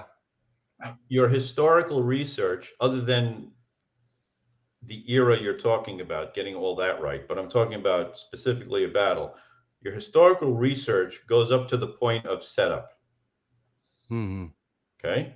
Mm-hmm. So you got to make sure that your setup is historically accurate because after anybody makes the first move or rolls the first die, you're now into fantasy land. Yeah. Right? Yeah. Nobody's doing the battle exactly as the battle occurred. So your job is to make sure that everybody's set up exactly right and to make sure that the reinforcements come in when they're supposed to come in. Mm-hmm. So if they want to play the game historically, they can, but most people go, I'm going to try this time. And right. Yeah. But after that, it's a fantasy game. Yeah. So even like when I'm reading the books, if I'm reading a book about Gettysburg or about, right now I'm reading a book about Champion Hill, which we'll talk about a little bit, but I'm not worried about what's going on in the battle 2 hours into the battle, other than to look for anecdotes that I can use for an event. Yeah. Right? Yeah. But other than that, I'm looking for where was this unit started? Where did it set up? When did it come into the battle? After that, the players are doing everything else. So I don't care what happened 2 hours into the battle because the players are doing something else 2 hours into the battle. Right. I've not thought that before. And yes, you're quite right. And yeah, as long as the setup's right, after that, it's that's where all the research goes. Yeah. So when I'm reading the events of the battle, all I'm looking for is, the Union was advancing up this hill and they were surprised at how rough it was. Right. Which is interesting, right? Because, people complain about having random events affect units. Well, these soldiers never fought in Mississippi before, so they don't know that area. So they're stumbling upon ruts and overgrown trees and all this other stuff that they've never seen before. So they're actually surprised by it. So that's where the blind swords comes in, is that these guys are surprised by a lot of this, even though it's the United States, right? But it's another state. Yeah, and it's a different part of USA Exactly. that doesn't have such a huge country. Yeah, I think if you were born in Pennsylvania, I think you have to know every single division that was at Gettysburg. Yeah. That's part of their high school graduation test. So Right. So I don't know how we got on this topic. No, what you're saying was, yeah. Yeah. So for historical war games, a lot of that is take a lot of time. I know what I was saying. Right. Yeah. So that takes up a year of your time designing these, and especially for Most Fearful Sacrifice, where now I'm designing 13 scenarios, and now I'm doing research on 13 setups. Right. Make sure they're right. 13. When does this unit show up? Type of thing. So after I'm done with that, I'm kind of burned out of the. So thank God you guys do it, but you're burnt out. And I like to hear that, because now it means you're going to do some sort of fantasy, science fiction, exactly weird thing, because you don't need any research, because it's all here, isn't it? Exactly. So now you're designing a game for the fun of designing it. So you're just creating stuff and justifying later, right? Right. So if you play Invaders from Dimension X, which you have there, right? Great game, by the way. Yeah. That was just, I'm just going to do stuff for fun, and I don't care what I'm going to come up with the justification later, right? But the thing is, when you play that game, you're playing it knowing it's fun and it's just nonsense and it's just for the crack. You know, you're just doing. It's a daft concept, daft game, and I don't mean that. You know, it's fun, right? And bloody hard to win, though. It is. So, well, I mean, we can get into the how much damage does a laser pistol do subject, you know? Oh, and believe it or not, we have had people comment on the realistic aspects of Invaders from Dimension X. Well, your lasers are too powerful; they're overpowered. Yeah, exactly. Get out of here. So, oh my god. Oh my god. Yeah. So like say for at any cost, that was 1.5 years of my time. Longstreet Attacks was about 1 year of my time, and then Most Fearful Sacrifice was over a year of my time. So then you just want to kind of design a couple of games. Either if you're going to do a historical game, I like to make them small, because that's a challenge to make a good small historical game, or just do a horror game. So Plum Island Horror, I guess that's where we started all this, was just like, I'm going to just design a game that is cooperative, because I've learned to like cooperative games. Truly, because, war games are two people, one against the other most of the time, right? Right. And when I went to Origins like 3 or 4 years ago, I found out the value of, hey, wait a minute, we're going to play with 4 people together and solving a puzzle together. It's a different dynamic than I'm used to. And if I may, war games, my family don't really want to know. I have to coerce my son, with his arm up back there to play a game. The wife, of course, doesn't want to know, but she'll play, and they'll play Legendary Encounters, the Alien game, cooperative. So I'm hoping this game, we can all sit down, the 3 of us, and play it and have fun. Yeah, and that's the idea, is that and so you could play with your wife, your girlfriend, your kids, right? And you play together and you try to solve problems together, which is good because you don't have to have everybody know the rules, right? You can kind of guide them along. Yeah. So that aspect, so Plum Island Horror was designed with that in mind. Like can we do a cooperative adventure game, horror game with a group of people that are not necessarily war gamers, but war gamers will enjoy it too, because there's a definite combat aspect to it. Mm-hmm. Yeah. Right. So have a word with Gene. Get it. Just get that out of the way. Get that there. The only way it gets pushed up is if I get the pre-orders up closer to 1,000. So, well, all right, everyone, get over to GMT site. Let's get this pre-ordered. Plum Island Horror.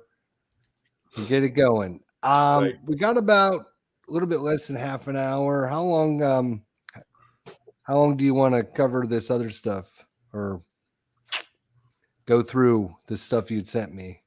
Let Herman go through it. I think everybody would be interested. I do have a lot of games coming out this year. There are a couple that are active that I can talk about. There's a couple that I've been asked to do that I can't talk about yet. Speaking of cooperative games, one of them is a European company asked me to design a cooperative science fiction war game. So I've done that. and it'll play up to 3 people. You each take a company of mercenaries, and you're fighting a common alien enemy, and it's a war game, but it's a cooperative war game. Cooperative war game. Oh, Yes. your one is a war game. You're fighting nasties, aren't you? All your games. This Right. one. This is a more traditional, well, sci-fi war game. Oh. Yeah, it's got units and, well, I don't want to go into too much. Oh no! Don't you worry. I'll find out about it. Don't you worry. I know you will with your investigative skills. That sounds wonderful. So Just- I have a new game coming. What's that? I was just to say, it's co-op, but is it solo as well? Yes. Great. Then it's for everyone. Yeah. Yep. It's for So a new everybody. game coming out soon from White Dog Games called Vulters Lead the Way. Vulters meaning like volt as in electricity volt. I think I sent some stuff to Jester. So this is basically in Magnificent me to Style share? and Crowbar in space. Can I share? Yeah. All right. So, all right. Let's see what it is. So if you know in Magnificent Style and Crowbar, you will roll dice. It's a push your luck. You will roll dice. Fantastic. All right. Okay. In this game, you don't roll dice. You actually draw cards, and They're good for Tony then. So there's three types of units you have: a scout, a ranger, or a heavy weapon, and you get to draw the card first, and then decide which of those you want to activate. And each one has a different instruction, as you can see on the card there. So one of the ways to speed up the game, as you can see, is that you have an activation section of a card, and you also have the events section of the card. So if you need to draw an event, you will actually just draw the next card and read where it goes. And it also generates random numbers. The yellow number on the bottom is a random number, so you don't have to roll dice. Oh, that's right up my alley. Right yeah, up my alley. No dice. It's a good thing. Yep. You're just flipping Right, cards. Let's take a look at 27 cards. what we have here. Oh, look at this. So that's what it looks like on the tabletop simulator that we've been playing on. So, Dean, I know you like Crowbar, so you'll see there's nine columns, right? And there's 3 company columns, and your rangers are moving up the column towards these aliens called the Fermicians, named after Enrico Fermi. And the other key to this game is you have a certain amount of time. Those black counters you see up there are actually countdowns for the Doomsday device. So what happens is the Doomsday device they're blowing up either Mars or the moon. There's 2 maps to this game. And you're trying to uncover those, remove them from the game before the thing reaches 10 and blows up the planet. So there's a time factor to it. So Tim Allen did all the graphics for this, and he did a great job with it. Let's look at this is kind of that is one of the leader counters I named after Rick Barber. Oh, bless it. Yep. Nice. So that's his advantage. Yeah, go ahead. Oh, so that's what a Fermician cluster looks like. Oh, so the bar, yeah. So it's a fire combat advantage, a close combat advantage, and a save roll or a save number.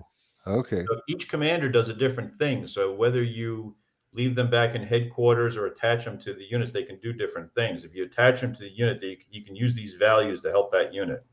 Kind of like the commanders in Crowbar. Yeah. Well, here's the ugly aliens. So those are the aliens. Is that going to give like their strength value? Yep, that's their strength point value.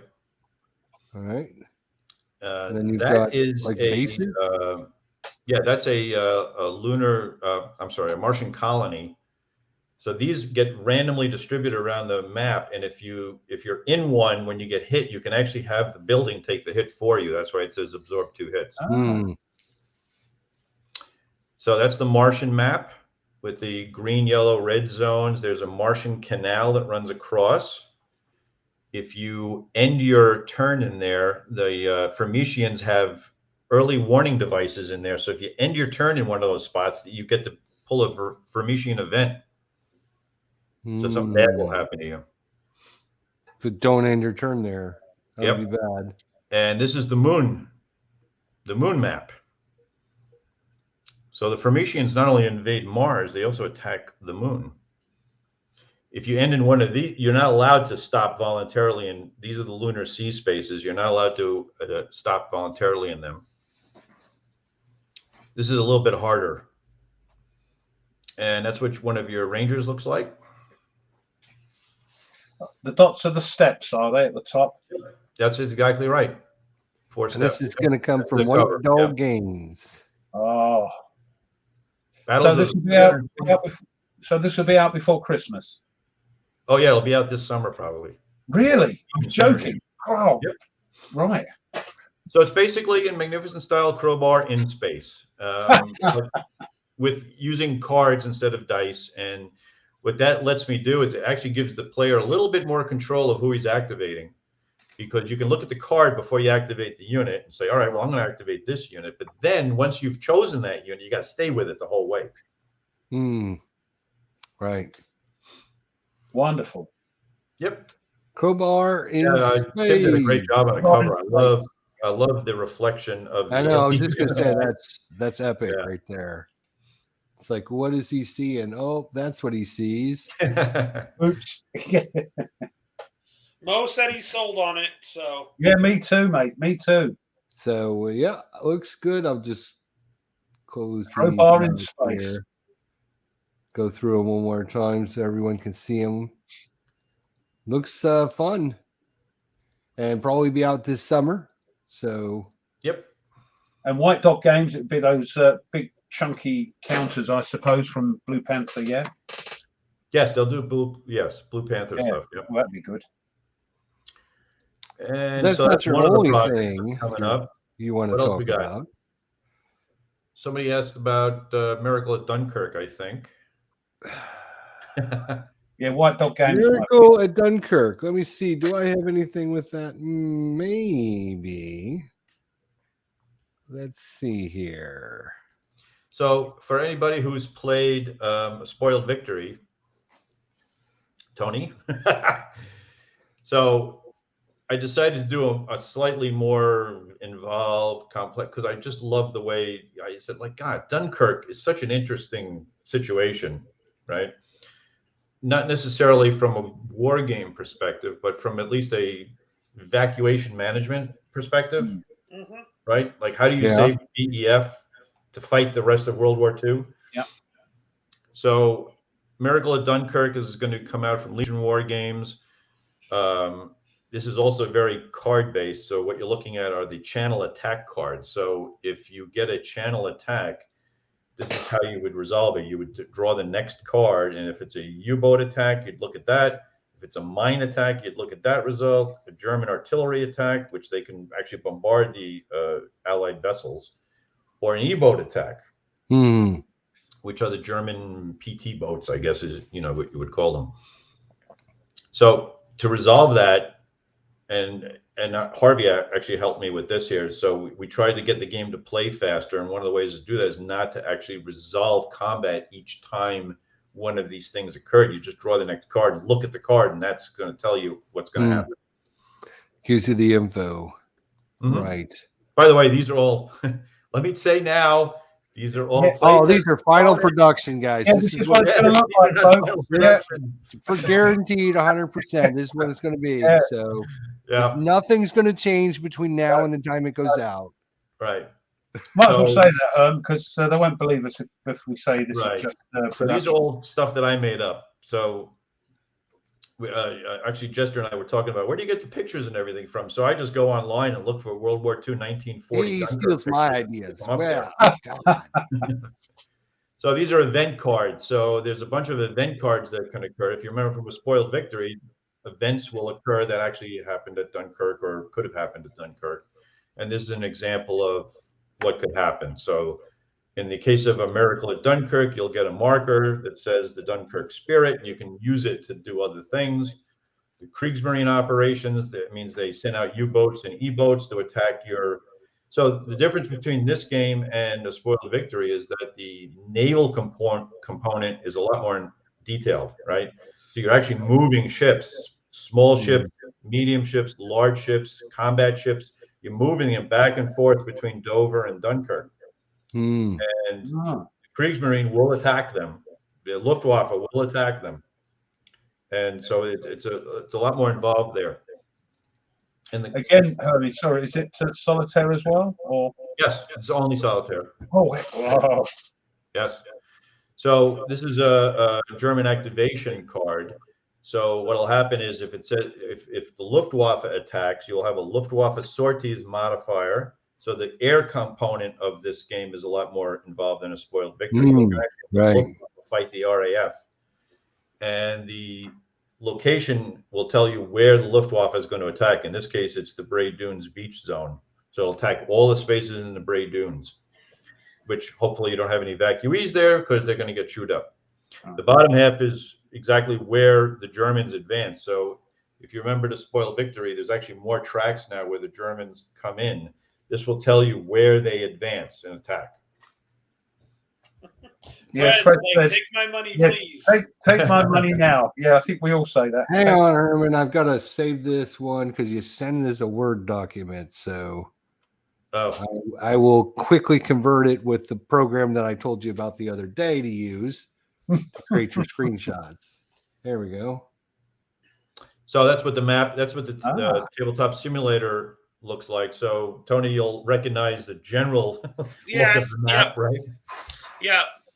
So the Germans actually, this is the setup. So the Germans will actually advance down each of these tracks. The BEF is set up to fight them off, and you'll see that the English Channel is a lot more involved than the other game. Yeah, right? It was like only like what 2 or 3 steps, right? And no boats or anything like that. It was basically. So you actually have beaches, shallow areas, and then the actual channel part. So you have to get your evacuees from the beach. They can go through the shallows, and they have to load onto ships, and you got to get the ships back to Dover.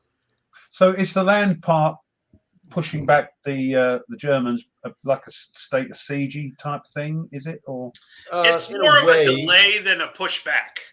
Right. So the idea of the game is that you're taking these 3 British corps, and then the blue units you see are the French units. And the Germans are pushing and pushing and pushing. And these units, you have to get them eventually back to the beaches and convert them to evacuees. So it's a constant balance between who's fighting the Germans and who are you retreating back to the beaches to get them off. Crazy. And then there's different ships. Well, we know Ruff's leaving all the Frenchies behind. Well, that actually was a debate with the British command. Was like, it was actually, yes. What are we going to do with the French? A lot of the French wanted to stay. Some wanted to leave. The British were going like, well, we don't have any space for the French. What do we do with the French? But we did get a goodly amount back. So yes, you did. Yes, and that's possible in this game too. You can convert the French to evacuees as well. Herman, take everyone's money. It looks like so. And when is this likely to be available? Well, Legion's a little slow. They're a little backed up now with stuff. So all I can do is get this out there and get it play tested and ready to go. So hopefully by the end of the year. Well, we'll have the White Dog game to keep us happy for now, right. And then and this one maybe in the new year. And then I have one more that's coming out I can talk about. Stop it. Shut the front door, Herman. Stop it. As I told you, I've been busy. So Mark Walker asked me, he goes, I'd like you to do a Civil War series that has a set of rules, a series set of rules of small battles that we can sell in tiny battle and players can get into right away. And I said, yes, I'll do that, but I'm going to do battles that nobody else has covered, or at least that very few people have covered. So this is called the Shattered Union series. And this is a shot of Champion Hill, which was a battle during the Vicksburg campaign. It was the key battle during the Vicksburg campaign. I think there's only 2 games that have ever been designed on it. And this is Ulysses S. Grant versus Pemberton as he's advancing to Vicksburg, and Pemberton comes out of Vicksburg and fights him at Champion Hill. So this is called the Shattered Union series. These are what the counters are going to look like. Oh, they look All really four good. games are going to be announced at once. They're going to have similar cover styles. They're going to have the same series rules of 10 to 12 pages, depending on how I do it. And then each module is going to have its own rules as well. And it's going to be very simple. It's basically a boiled down blind swords game. It's going to have all the blind swords aspects, but it's going to be a lot simpler to play. I mean, to the point where combat is resolved by rolling 5 differently colored dice, and it will tell you everything about that combat. Defensive fire, morale, casualties, everything in one die roll. Nice. Yep. Let's take a look at the map. That's the map for Champion Hill done by Jose. So this is Tiny Battle Publishing, yeah? Yep.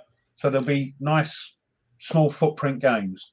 These are going to be, I think, 1-inch counters. Oh, nice. And that's what the map looks like. That's what the first cover. So the Champion Hill is going to be called the Hill of Death. It's going to be this style of cover. And then, I like that. I like that cover. That is super good. The background is going to be different for each game. It's going to be reflective of whatever that battle is. So the second game is going to be done by Claude Whalen. That's going to be on Cross Keys in Port Republic during the Shenandoah Valley campaign. Okay, that's huge. That's been used quite a bit lately with battles of the Shenandoah. Yeah, they're small battles, so yeah, that would make sense to do one of those. I like having the outline of the map. The idea. So one of the ideas of this game system is that you can use the same basic rule system regardless of scale. So what we do to demonstrate that is Champion Hill is one scale. Claude's going to do Port Republic, which is a much more tactical scale, right? The third game I'm doing is on Fredericksburg, which is going to be there's nothing in Fredericksburg at all. Yeah. So I'm telling you, we're trying to do battles that nobody will do, or very few people will do because they're afraid to do it. And so Fredericksburg, I'm going to do, which is a much grander scale, because we're going to do all of Fredericksburg, not just Mary's Heights, right? We're going to do the whole thing. And the what if on that's really interesting. I mean, Fredericksburg could have been quite a competitive battle, depending on how circumstances went. And then the fourth battle, the cards here. Right. So this is going to use a pure card system that kind of reflects what Blind Swords does, but I actually removed a step. So these are the 2 CIC cards, Grant and Pemberton, and it's activating one brigade, but because Pemberton and Loring didn't get along, you can't activate one of Loring's brigades. And by the same token, Grant and McClernand didn't get along, so you can't activate one of his brigades. That's terrible, isn't it? When you look back and think, hello. Right. McClellan, was that the guy that Lincoln kept going? No, that's McClellan. McClellan, all right. Right. Right. Kept saying, get a move on. So if you go to the next card, so what I did, this is an event card. So one thing I changed with the event cards is that, so you draw this card, and if you play it immediately, you will get a better advantage than if you hold it. Or you could hold it, but then you get a less of an advantage. So if you've planned properly, you'll get a better advantage from this card.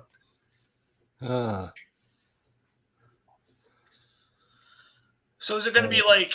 Oh yeah, that just answered the questions. So it's going to be like when you flip, it's like a card you flip, and that activates the division. So what you do is every formation has a set of 4 cards. There's actually 2 maneuver, 2 defend. I'm sorry, 5 cards. 2 maneuver, 2 defend, and 1 attack.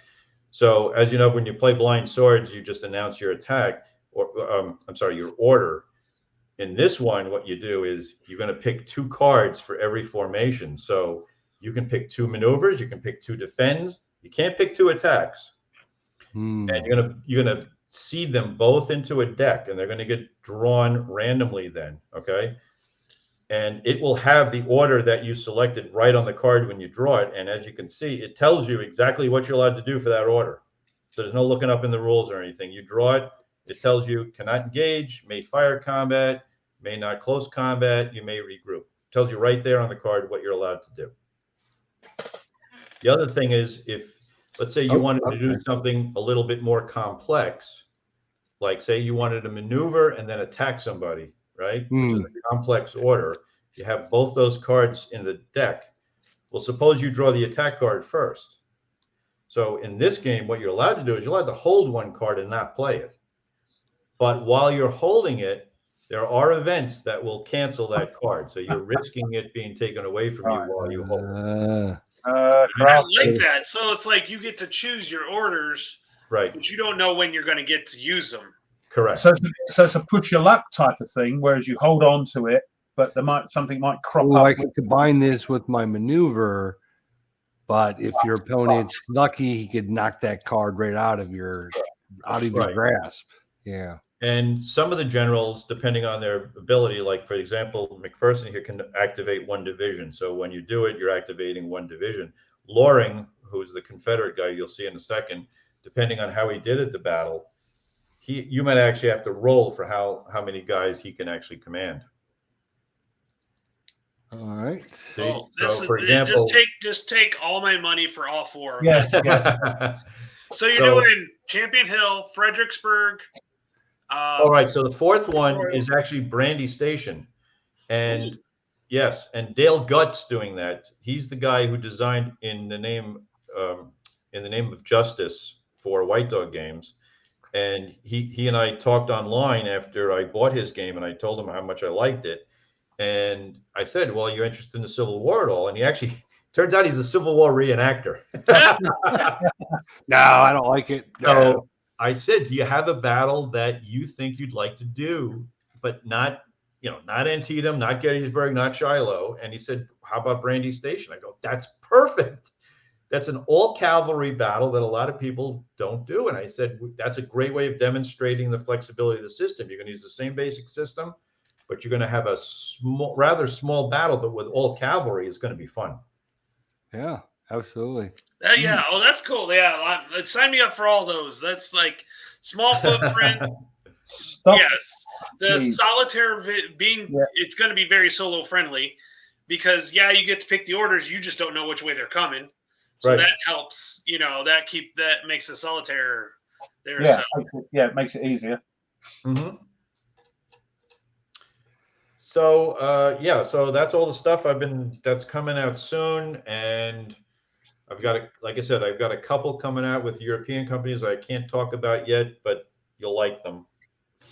Well, we are definitely going to have you back on, Herman. Yeah, when you can. It's later. When you can finally talk about them, let me know, and we'll try to get you scheduled back on and see if we can get some more info for you. It was great talking about the hobby. We were not going to have time for little questions and answers with Herman. I know you guys probably have a lot of questions and stuff.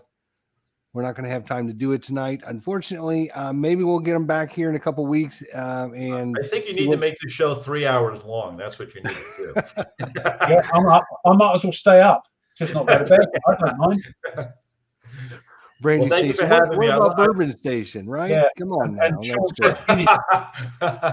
Guinness Station. Whoa, what is Mo doing? He's supposed to be at a concert. What is he doing? He's drinking at the casino. That's all he's just doing. Getting sloshed. Yeah. Thank you for having me. Thanks everybody for coming out today. We do appreciate it very much. Everyone that came out. We got a little bit of info about what's coming out with Herman and all the cool games he's got.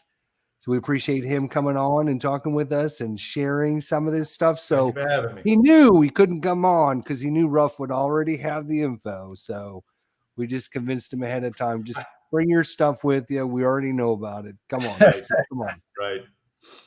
So thanks to Herman for coming out and sharing and talking with us and giving us your design. I got to come on with Mark Walker. Right. That'll be a show. You two together. Good grief. I think we'll just step back, Ruff, and just let him go. Yeah. Well, we actually had him and Mark on last year, so I know. Oh, that's right. I wasn't there. That's right. You were out. Yeah, you were out that day. Yeah. Mark's So got a we're lot waiting for you talk to about. He's got a disappear lot of again, projects Tony, so coming we up, can have too. Mark back. So Yeah. I know we've been in contact with Mark. He's got scheduling things going on, but March, hopefully in yep. April, he looks like his schedule is going to get Yep. free. So hopefully maybe April we'll get him back on. So maybe then we'll have a more time to talk with Herman and get some more info and get Sure. caught up on any new graphics that might be coming out for these games or anything like that. So Sure. Anytime. God, you Mark's guys, got a you lot of cool design- stuff coming out too, so he'll have a lot to talk about too. yeah, Right, you absolutely. guys stop it. Oh, you make Well, us thanks think- everybody. We appreciate you coming out this week. We'll see Yeah, thanks, everybody everyone. next week. Thank you, everybody. And until See you then, guys. take care, Thanks, everybody. Herman. All right, thank you. Thanks, Herman.